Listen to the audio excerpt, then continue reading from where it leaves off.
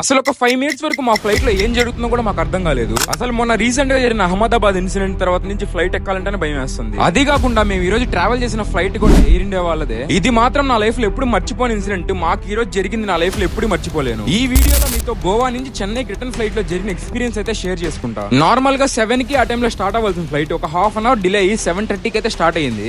మేము బయలుదేరింది అయితే గోవా మోపా ఎయిర్పోర్ట్ నుంచి చెన్నై ఇంటర్నేషనల్ ఎయిర్పోర్ట్ కి. టైం డ్యూరేషన్ చూసుకుంటే మాత్రం 1 hour 10 minutes. ఫ్లైట్ స్టార్ట్ అయిన ఒక 40 minutes కి అసలు ఫ్లైట్ లో ఏం జరుగుతుందో కూడా మాకు ఎవరికి అర్థం కాలేదు. మేము నియర్లీ 13,000 feet హైట్ లో ఉన్నప్పుడైతే ఫ్లైట్ షేక్ అవడం అయితే స్టార్ట్ అయింది. ఎటు పడితే అటు ఊగిపోతా ఉంది.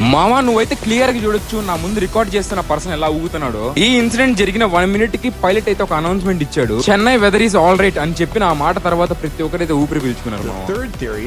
మీరు కూడా అనుకోవచ్చు జస్ట్ ఫ్లైట్ ఊగిన దానికేనా అని. మేము నియర్లీ 4 kilometers హైట్ లో ఉన్నాం. ఇంకా ఆ హైట్ లో అలా జరిగిందంటే ఇంక బిట్ అంతా మీకే అర్థమైపోయి ఉంటది. అండ్ బై ద వే మా పక్కన చూస్తున్న ఎయిర్ ఇండియా ఫ్లైట్ అయితే ఉంది కదా, సేమ్ ఇలాంటి ఫ్లైట్ అనమాట. మన రీసెంట్ గా అహ్మదాబాద్ ఇన్సిడెంట్ లో క్రాష్ అయింది. ఇంకా మేము కూడా మా బ్యాగ్స్ అయితే పిక్ చేసుకుని నెల్లూరుకి అయితే స్టార్ట్ అయిపోయాం అనమాట. సరే అయితే ఉంటాం, అలా నెక్స్ట్ వీడియోలో కలుసుకుందాం.